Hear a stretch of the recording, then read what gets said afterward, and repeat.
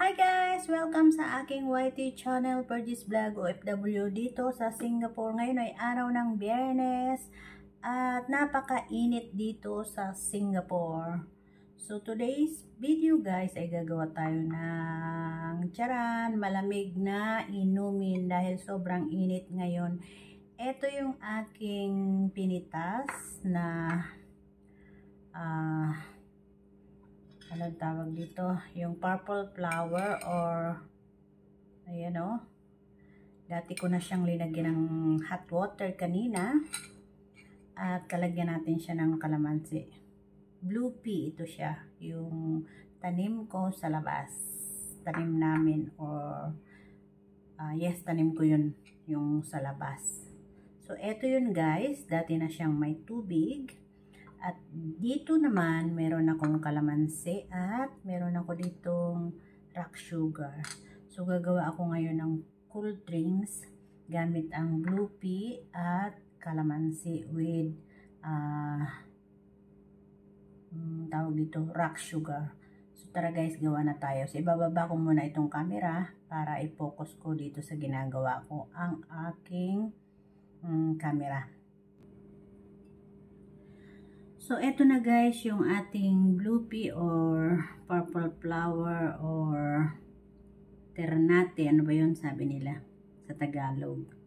So, dati ko na siyang linagyan ng mainit na tubig at eto na siya.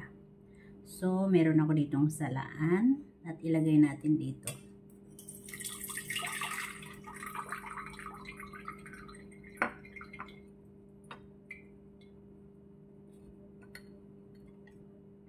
Tapos, ilagay natin tong rock sugar. Yan, ilagay na natin yung rock sugar. Diyan. And then, lagyan natin ng kalamansi.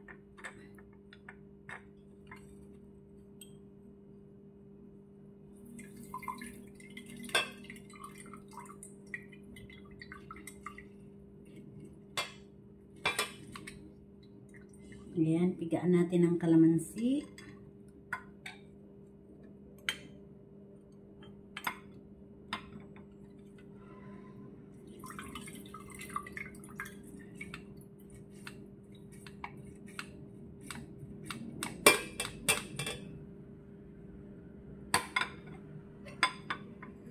Tapos, lagyan pa natin ng hot water dahil may kulay pa ito. Shout out everyone, shout out sa mga friends ko dyan sa YT na laging nagsusupport sa aking premiere. So, ito na siya guys, oh. Pangalawang round na ng tubig ito at may kulay pa rin. So, ito na siya guys. Ayan, oh. Tingnan nyo. Wala kasi akong pang premiere bukas, kaya habang nasa taas si Amo, mag-vlog-vlog muna ang katulong. Actually, kakatapos ko lang magplancha ng mga bedsheet. So, nalaman ko na nasa taas na si Amo. Ayun, bumaba na ako. Wala, nag-iba ang kulay. Wala guys, nag-iba ang kulay, oh. Nag-iba ang kulay. Ganun. Tapos, lagyan na natin ng tubig. Taran! O, diba?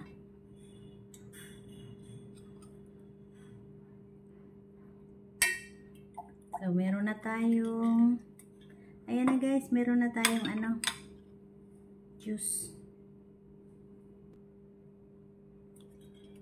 So, eto na guys yung ating ginawang juice or purple flower or ano bang tawag dito,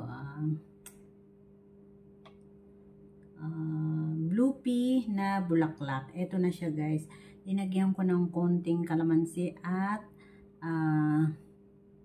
rock sugar. So, tikman natin.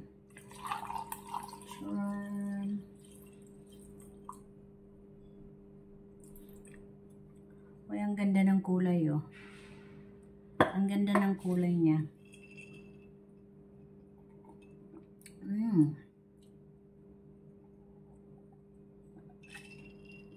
Ang sarap pala niya guys.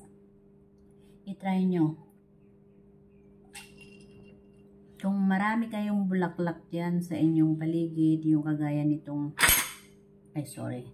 yung purple flower na ito, i-try nyo guys, lagyan nyo na lang. Kung wala kayong rock sugar, pwede ring honey, pwede ring asukal lang na puti.